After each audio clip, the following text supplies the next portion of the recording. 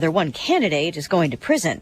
Lisa Brady, Fox News. The sentencing for former President Trump on 34 counts of falsifying business records in a hush money related case is postponed again. This is, at least right now, a temporary political win for former President Donald Trump, as the sentencing for his Manhattan criminal case will now happen after the November election on November 26th. And then 2 weeks prior to that, Judge Merchan on November 12th will rule on whether or not his conviction should be thrown out because of that Supreme Court decision on presidential immunity. Fox's Nate Foy, Judge Merchan writing he wants to avoid any possible appearance of using sentencing to affect the upcoming election. The former president is set to speak in North Carolina after picking up the endorsement of the Fraternal Order of Police, the nation's largest police union. This as Vice President Kamala Harris picks up the endorsements of more than 100 law enforcement officials and more than 90 business leaders.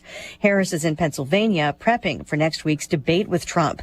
President Biden is in Michigan continuing an Investing in America tour after releasing a statement earlier today on a jobs report that fell short of what economists expected. President Biden says he and the vice president are fighting to expand opportunity and grow the middle class, saying businesses investing in America and entrepreneurs opening small businesses are acts of hope and confidence in the economy. The Labor Department says employers added 142,000 jobs last month, considerably more than July. The unemployment rate fell from 4.3% to 4.2%. Fox's Jared Halpern at the White House. Job numbers for July and June were revised lower. All of this adding to some anxiety about this month's Fed meeting. The Dow down 410 points at the bell. America is listening to Fox News. If you're driving a car or truck with an expired warranty and suddenly lost your transmission or needed a full engine repair, would a $4,000 repair bill leave you stranded? I'm Danica Patrick. Don't get caught off guard with a vehicle breakdown. Choose the company I trust, Endurance. No matter the mileage, if your vehicle is less than 20 years old, Endurance offers auto protection plans for any budget. Protection on the drivetrain, electrical, transmission, AC, and more. Plus 24/7 roadside assistance and rental car reimbursement on any plan. Endurance handles everything from making the claim to paying the certified mechanic of your choice. Act now and get 1 full year of elite benefits. A $2,000 value, free. Endurance has paid hundreds of millions in claims. Call for your fast free quote today. Call 800-689-5978. That's 800-689-5978. 800-689-5978.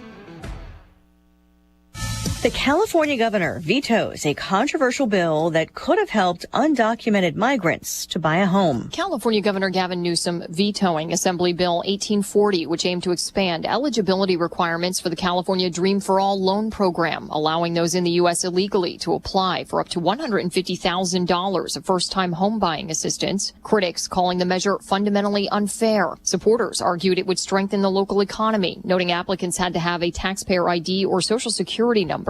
Newsom explaining, given the finite funding available for the California Housing Finance Agency's home purchase assistance programs, expanding eligibility must be carefully considered within the broader context of the annual state budget to ensure we manage our resources effectively. Fox's Kristen Goodwin. A bank glitch exploited by some social media users could land them in legal trouble. J.P. Morgan Chase says it's investigating thousands of cases of possible check fraud committed as part of a social media craze.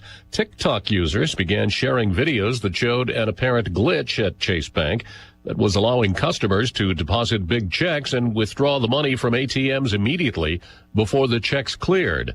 The problem lasted a few days and has since been fixed. Chase says it doesn't yet know the full scope of its losses, but will provide evidence to police departments for possible criminal prosecution. Jack Callahan, Fox News. Google is being slammed by regulators in the UK who say it's taking advantage of dominance in digital advertising to thwart competition in Britain. The new claims ratchet up pressure the tech giant is facing on both sides of the Atlantic over its ad tech business practices. Allegations the company denies. Recapping the sell-off on Wall Street, the Dow down 410, the S&P sliding about 1%, more than 1%, the Nasdaq dropping more than 2.5%. Lisa Brady, Fox News.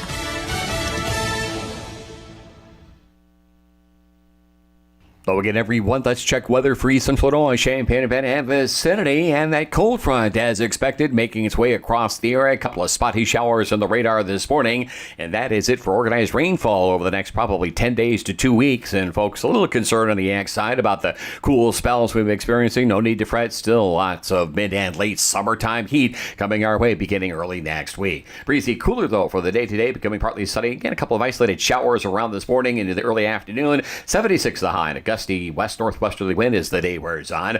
For tonight, much cooler, less humid, clearing on early with a low down to 49. Light north wind through the night. For the day tomorrow, cool for the season. Sunshine, 67 will kick things off. Memorial Stadium, 6 p.m. at 63. Clear skies and light wind there with overnight readings into the lower 40s. Sunny, cool, 71 on Sunday. Here comes the warm-up next week. 80 Monday, 83 on Tuesday, 86 Wednesday, upper 80s next Thursday and Friday. For Stevie J Broadcasting, I'm meteorologist Greg Solgay.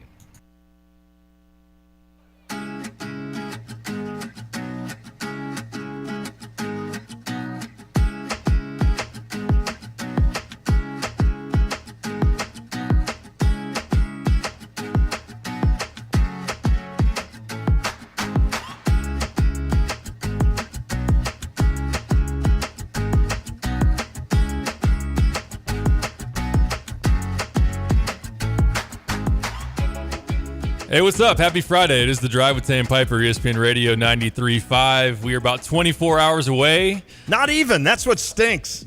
Not quite 24 hours. As of right now, if we fast forward 24 hours, Hans D's ripping it up on the ones and twos over there in Lot 31. So I would take a little bit of a 24-hour fast forward to enjoy some of that before the kickoff of Memorial Stadium at 6 p.m. against the 19th ranked Kansas Jayhawks. What a huge game. What a fun atmosphere this is going to be. Tickets sold out from the box office. You can get them on secondary markets, right. StubHub, SeatGeek. I'm looking at StubHub right now. It looks like in the $40 to $45 range is the cheapest. $4,000. Yeah. For yours? No. In the horseshoe? 4,000. Oh, no, I'm sorry. That's 40. $40. Hey, plus some ticket fees and whatnot. You could go to like 40 Cardinals games.